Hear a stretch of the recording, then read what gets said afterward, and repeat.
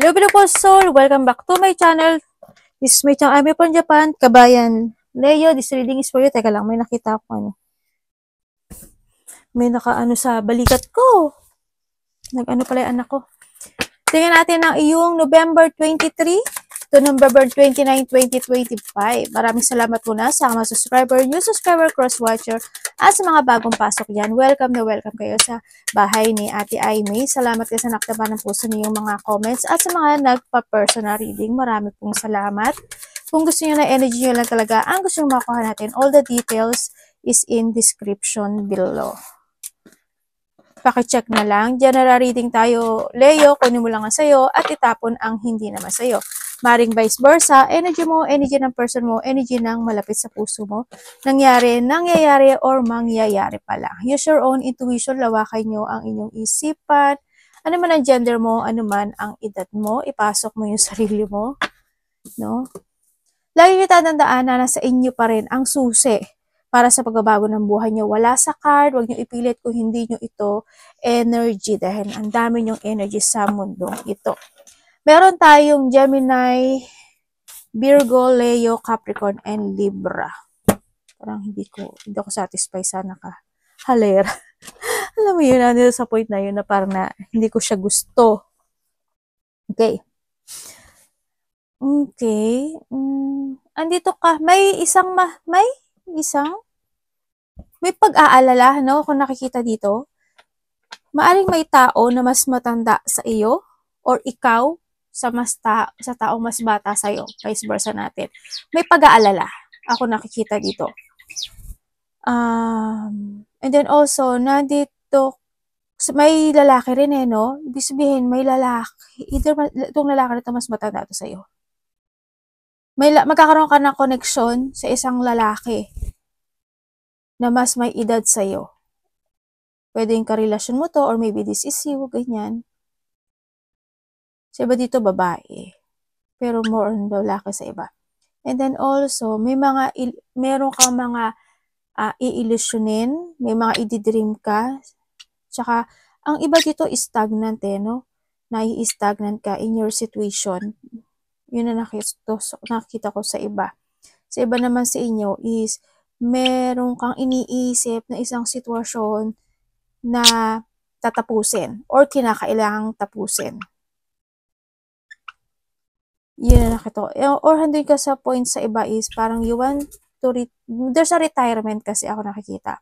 Either ikaw is magre-retire ka sa trabaho mo, sa relasyon, or you need to retire o alisin mo yung sarili mo in a situation na you feel stagnant or you feel hindi nagiging maganda. Ganun. Kinakailangan ang sinasabi dito. And then also, iba sa inyo, you are in a networking, social media, ganyan, or YouTube, TikTok, Reels, Facebook, kung ano man meron kayo niyan, sa nakita ko dito. May sinasabi rin na iba is sikat, mga artista kayo, di ba? Or mas mare-recognize ka pa more, no? Magkakaroon ka ng attraction with someone, ganyan. Halimbawa, YouTuber ka, TikTok ka, or kung ano man, yan, mas marami pang makaka-recognize sa'yo. Kumbaga, madadagdagan yung mga, subscriber, if ever, sa iba sa inyo is, mas sisikat ka or papag-uusapan ka, ganyan. Meron din ako nakikita na outdoor, siguro may mga pupuntahan ka na mataong lugar, ganyan, or may mga mag-aaya sa'yo, pwedeng gano'n. There's an audience din ako nakikita. Yan. Iba dito, public figure. Or maybe you are a teacher, doctor, ano ba yung may mga simbahan, di ba? Yung mga sa public situation, ganyan. So, nakita ko dito. Yun. Thinking about something to achieve, ang nakikita ko dito. Yun, ang nakikita ko sa iba.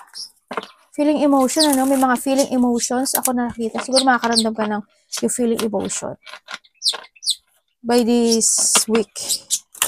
May mga isipin ka daw ng mga bagay-bagay. na illusioning or dreaming. Ganyan. Or handun yung you will become inspired in a situation na gusto mong umpisahan this time sa iba sa inyo. Energy niya, universe. May taong emotional, ano? May taong emotional dito. Lalaki.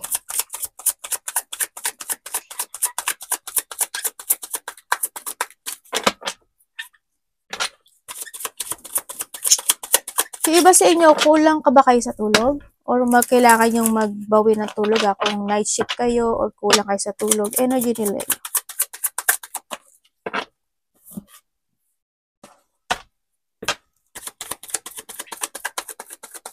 Energy niya. Okay. Okay, energy mo.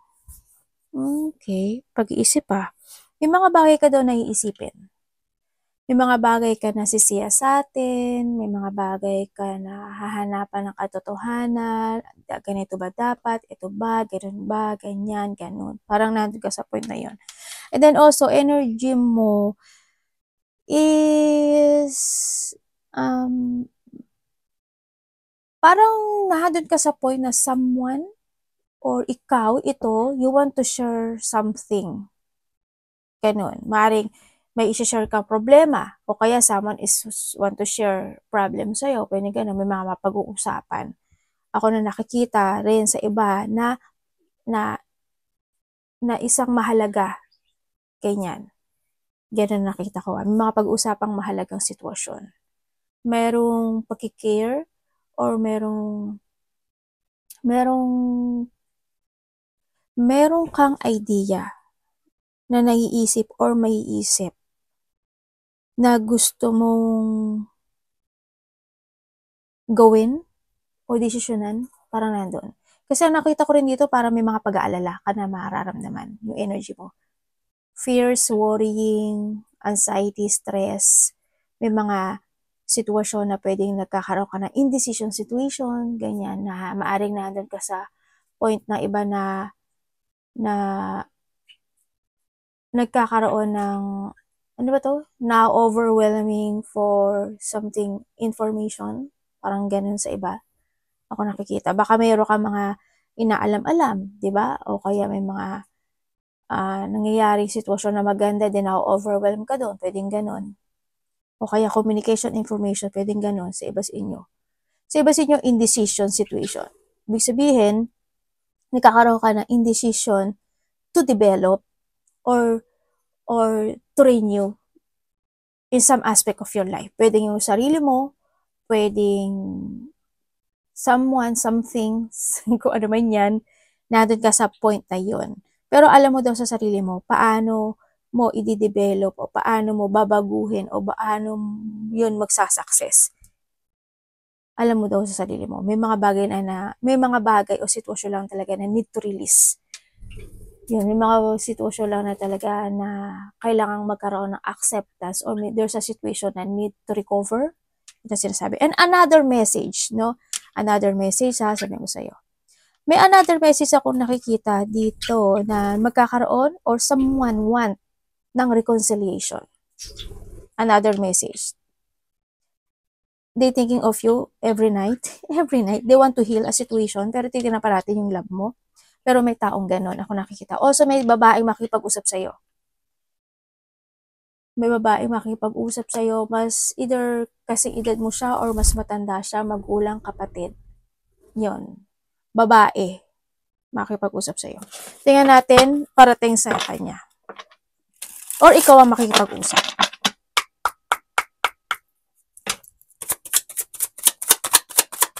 Someone want to share. Anong parating kay Leo? Anong parating kay Leo? November 23 to November 29. Universe question. Thank you. Aba? Macho to Macho. Sabi macho eh. Anak, babe, dito. Tingnan natin itong ano ni Leo. Parating po sa kanya. Okay.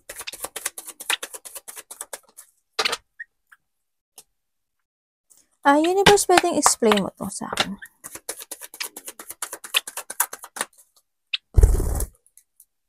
Three and three, oh. Okay. Okay. Okay. Okay. Okay, parating sa'yo. Parating sa'yo. Oo nga, no. Tama. Okay, parating sa'yo. Magkakaroon, merong isang sitwasyon sa buhay mo na hindi mo inaasahan. Na itong tao na to is ko-connect siya sa'yo. Or magkakaroon kayo ng connection. Pwedeng nakakonect na siya sa'yo, pero hindi mo aasahan na ganun yung mangyayari. Yun ang nakikita ko dito. Magkakaroon kasi ng either there's an offering situation o may mga mapag-uusapan kayo related to a money. Ganyan. Ang ko nakikita dito. Either hingi siya ng tulong or offer or something, parang ganun. Yan, may mga sitwasyon na ikakabigla, ikakashock, or yun, may ganung mangyari. Sa iba naman sa inyo, ang parating sa iyo is meron ka mga makikilala, either nakilala mo na siya dati, or sa iba dito is bago to. Magkakaroon ka ng mga bagong kakilala, or dati na siya, or lumaha sa iba. Kasi pwedeng magkaiba kayo eh. May mga partnership, collaboration, or dealing situation. Ako nakikita sa'yo. And then also, parating sa'yo is meron ka daw, kasi actually meron ka opportunity na darating sa buhay mo. May opportunity na papasok sa buhay mo o may darating sa buhay mo. Yun nga lang, ang nakikita ko sa'yo is parang hindi mo marirecognize yung message na yon o yung opportunity na yon. Maaaring magkakaroon ng mga rejection or magkakaroon ng parang ignoring, parang ganon ako nakikita. Pwedeng sa trabaho, pwedeng sasabihin niya into your intuition, pwedeng kung saan yan. Pwedeng sa pera, pwedeng sa love life, pwedeng ganon. Meron kasing ibibigay si universe na sign sa'yo. Sabi dito. Yun. Sana wag mo i-ignore, no? Dito. Kasi may mga sitwasyon daw na kailangan mong i-release, i-let go, abandonehin, or you need to going toward to a new you. Parang ganun ang ako nakita. Also, there's a decision making ka na gagawin, ano? Sa nakikita ko sa'yo dito. Okay. May tao rin ako na nakikita dito na someone is, there's a connection with someone, pwedeng kapatid, karelasyon, or someone want to connect sa'yo, no? May communication ako na nakikita sa'yo dito. Itong tao na to, siya sakim at makasarili. Parang siguruhan din siya sa point na sarili niya lang iniisip niya. Itong tao na to. Yung makikipag-communicate sa'yo. Yan. May pagkasinungaling din actually, no? Dito. Parang it's more on a toxicity. Toxicity. Bulol. Yun. Itong tao na to. Ang nakikita ko rin sa iba sa inyo, hoping, hindi lahat, pero doon sa black magic, ako na nakikita sa Leo. Mag-asin ka. May nagba-black magic sa'yo. Sa iba naman sa inyo is someone, there's a dark thoughts sa'yo, they manifesting you a bad luck or a bad karma, parang ganun ang sinasabi niya. They manifesting you na sana hindi maging maganda buhay mo, ganyan. Sana ganito, sana ganyan, sana ma-stuck ka, sana hindi ka mag-growth, ganun. May ganun ako nakikita. Someone's manifesting you a bad situation or a bad luck situation. Ako nakikita dito. Samahan niya ha.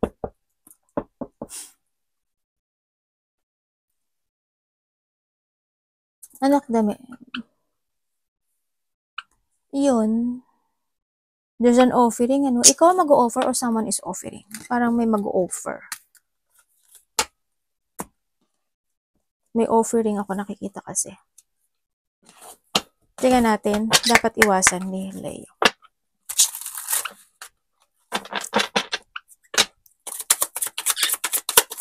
Dapat iwasan ni Leo.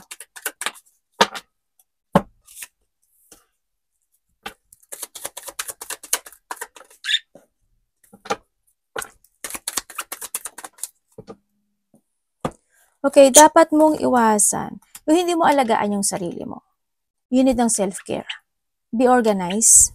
And then, iwasan mo rin, syempre yung mga conflict, away, gulo. Alam ko naman na hindi ka ganun. Pero, yan, iwas ka na lang. More on patient. And then, dapat mo ring iwasan yung not living the past situation. Kung may mga bagay o sitwasyon na hindi nagiging maganda from the past situation, into your relationships, kasama sa trabaho, kapatid, o sa sarili mo. Pwedeng sa sarili mo kasi andito ka. This is a time to leave that. No, alisin mo na o i-let go mo na yung bagay na yon. Halimbawa, dati hindi ka masipag, dati ganito, dati ganyan, o yung karelasyon mo, o yung trabaho mo, hindi ka organized, kung anong mga aspeto ng buhay mo, no? Need din dito na it's more on maturity ang sinasabi ni card. It's more on be a maturity person and don't be stagnant ang sinasabi rin dito. And you need to getting away or you need to escape in a situation that it's not working to you anymore. Ano ba yung sitwasyon na hindi nag-work sa'yo? Sa tingin mo na feeling mo is you're stagnant at hindi teka lang, pupuna si ate. At hindi ka nagsasucess. Ano ba yon? Isipin mo yon. Kahit sa maliliit na bagay. Sa pera, sa negosyo, sa trabaho, sa sarili, to your health, in any situation. You need to getting away with something. Ang sinasabi din dito, no? And then, kumbaga, the 1.0 version of you going toward the 2.0 version of you. You need mong balatan yung sarili mo to a new you. Yan ang din ang sinasabi dito. Kung kailangan mo kung sa health, mag-exercise ka, di ba? Ibig sabihin, maglakad-lakad ka, di ba? Tapos, ano pa yung mga dapat mong iwasan? Siyempre, yung mga tao na hindi marunong tumupad sa pangako or ikaw sa sarili mo, hindi ka marunong tumupad sa pangako sa sarili mo. Ano ba yung mga pangako mo sa sarili mo? Ano ba yung mga dapat mong pupusan? Yung mga ganon. Yung mga bagay na wala pang closure, siguro it's time to close na yung mga bagay na yun. So nakita ko dito, umiwas ka sa mga taong bully, manipulative, sinungaling, sneaky, being a sneaky, ganyan, mga tao na papasok ka sa isang sitwasyon na magulo, umiwas ka dun. Hindi nakaka-good. No?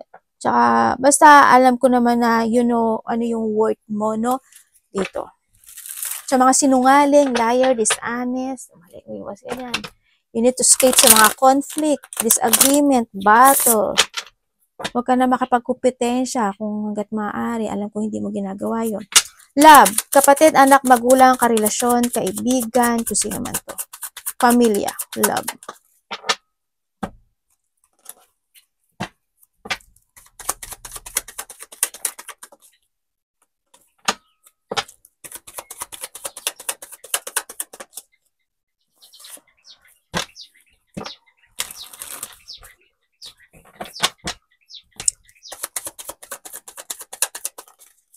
Okay, when it comes sa love, okay. Sa single, sa mga single dyan, kung titingnan ko dito sa mga single, marami ka naman nakakausap eh. Marami ka nakakausap, maraming yung mga kasama mo sa trabaho, merong tao na they still holding you or itong tao na to is hindi siya gaano nagsasalita kasi. Pero, matagal mo na siyang kakilala. Ibig sabihin, maaaring kasama mo sa trabaho or related siya or sa trabaho mo or same work or magkakaroon siya ng connection na related sa work. Ganyan. Sa tingin ko nakakausap mo to or makakausap mo siya. Kung tutuusin, titignan ko ito, magkakaroon ka pa ng option eh. Maaaring dalawa sa iba or sa iba dito may mga instant na darating sa inyo. Pwedeng dalawa or more than pa actually. No, ako nakikita. Sa iba naman sa inyo, yung matagal na tao na to, maaaring napag-uusapan ka. Maaaring nagkakaroon na pag-uusap related sa'yo, sa kaibigan niya, sa connection niya, pwedeng ganun. Yun ang nakikita ko dito. And then, sa mga magkakahiwalay. Sa mga magkakahiwalay, nagkaroon na talaga ng pag-let go. Naging patient, naging very caring yung isa, pero alam mo yung dumating yung time na nagkaroon talaga ng sorrow, lungkot, or sadness in this relationship, unhappy situation kasi nangyari, no, na maaaring isa sa inyo is nagkaroon ng awakening or nandun sa point na dumating yung nagkaroon ng lack of clarity in this situation. Kumbaga, siguro dumating pa yung point na napag-uusapan pa yung mga bagay-bagay, try to make it balance pa yung bagay o yung sitwasyon na to, pero dumating yung point na kailangan mag-let go yung isa. Nagkaroon kasi ng awakening yung isa sa inyo. Maaaring nagkaroon ng third party or may third party in this relationship. Yung isa is nagkaroon ng pag-move or decision making to move. No, nag-focus na lang sa trabaho niya, nag-focus sa sarili niya, and nandun siya sa point na try to develop or try to recover yung sarili niya, no? Ikaw ito or siya, vice versa, no? Point na wala pangalan mo dito, hindi ko binanggit. Sa mga magkakarelasyon naman, may kalungkutan na pinagdadaanan. No, there's a low energy, ako nakikita in this relationship, may mga lack of clarity situation. Siguro handun yung point na may mga point na parang nagpabalik-balik, pwedeng ganun. Halimbawa, palagi na lang nagsasorry, palagi na lang nagkakamali, palagi na lang na ganito, ganun. Nagkakaroon ng problema sa inyo sa relasyon na ito. Pwedeng siya may problema siya or ikaw may problema ka sa pera, sa trabaho, or something. Ganyan. Sa iba naman sa inyo is, kung kayo is magkarelasyon, nandun naman yung care dito sa relasyon na ito. Pero ang may lungkot kasi may mga false impression ako na nakikita dito sa relationship na ito. May pinagdadaanan ano? Yan. Siguro nandun na rin yung point na nalalack of clarity yung situation. May mga problema. Pwedeng problema sa pera, sa negosyo, sa trabaho, gano'n. Dito sa sitwasyon. Basta may lungkot. Ano mangyayari sa kanya? Tingnan natin. Iba dito may mga lakad ko. Teka lang.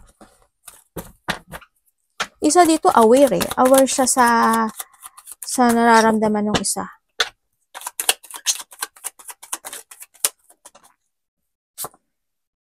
Okay. Ibig sabihin, kaya nakikita ko yung low energy kasi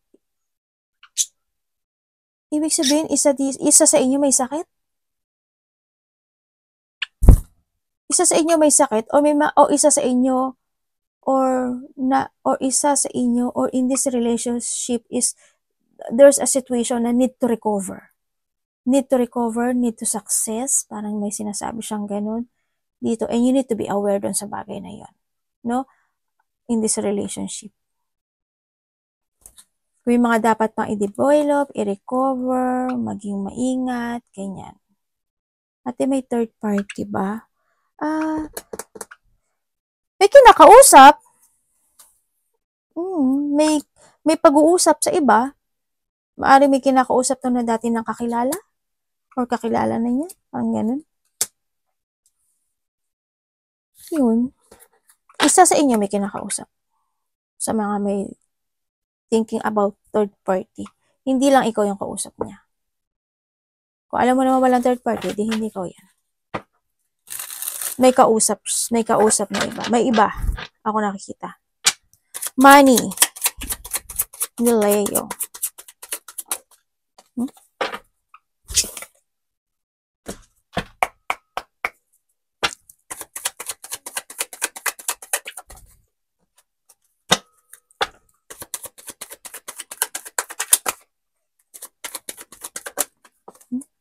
Tayo dyan.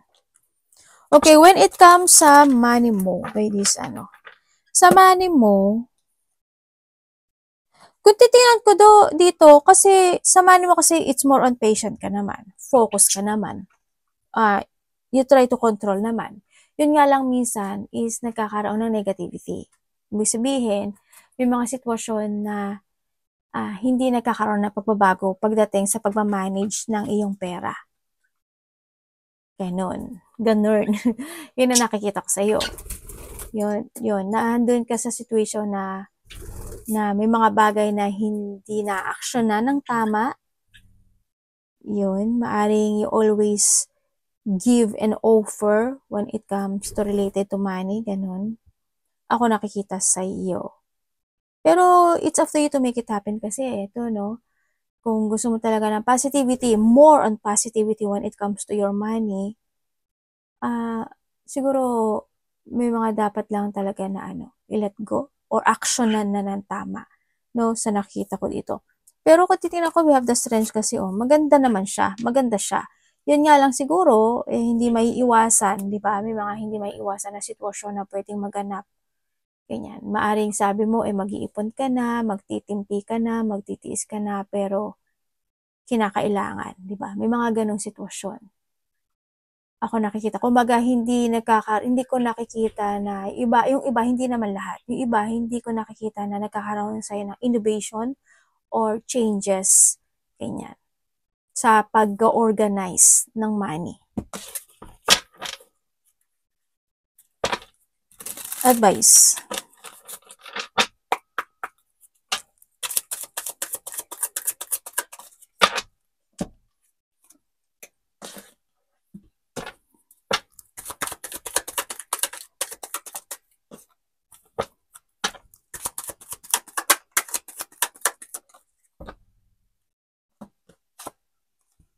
Ay, may taong naghihintay. Hindi mo na-advise. May taong naghihintay. Someone want to talk. Or may tao dito na naghihintay para kausapin ka or para kausapin mo siya. Vice versa. Itong tao na to, in a distance na to. May distance siya kayo. Yun ang nakikita ko. Hindi ko alam kung nasaan siya, pero there's a distance situation. Yun, siguro nagbago na siya ng landas, ikaw din, ganun. O kaya nasa ibang bansa siya, probinsya, o ibang baryo, pwedeng ganun.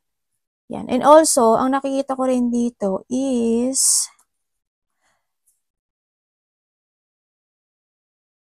meron ka daw may isip na idea or nandun yung there's an opportunity ako na nakikita dito sa iyo, no?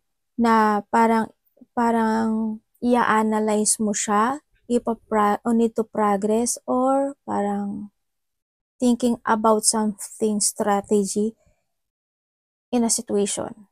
Halimbawa, sa trabaho mo, may idea ka na gusto mong gawin mo kasi nagto-turn sa'yo si nasa yung turning point ngayon ni universe. Ibig sabihin is magiging maganda yung situation mo, if ever. Kasi the good luck, the good karma, and the good fortune or changes of the fortune is in your hand or nasa sarili mo na.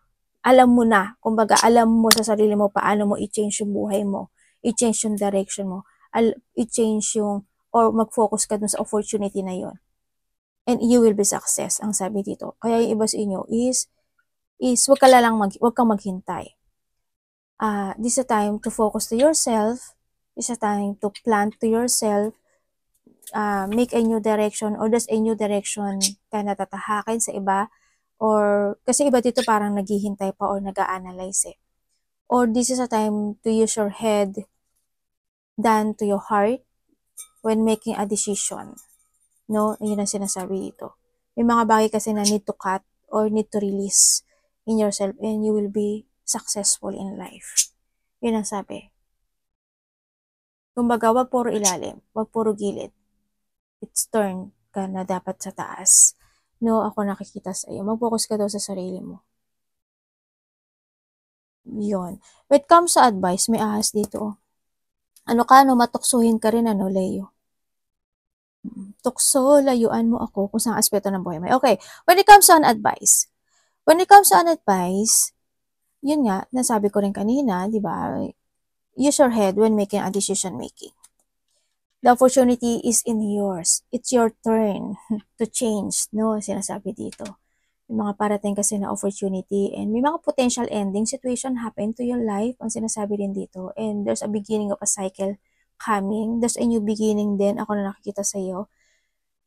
And may mga sitwasyon na need to give an effort and hard work. Sinasabi rin dito na may mga dapat ka raw baguhin. Siguro, mas maramihan mo pa ng kain ng mga vegetable, mga makaka-good para sa katawan mo, o hando yun sa sitwasyon na mahilig kayong kumain, o may mga kinahihiligan kang pagkain. So, iba sa inyo, siguro you are thinking about something food-related. Pwedeng gano'n na maring gusto mo mag-business na food ang tema. Tema? Food ang tema, yan. Maaring gano'n sa iba. Ako nakikita sa iyo. Yun. Natin magsasucess ba sa? Yes, magsasucess siya.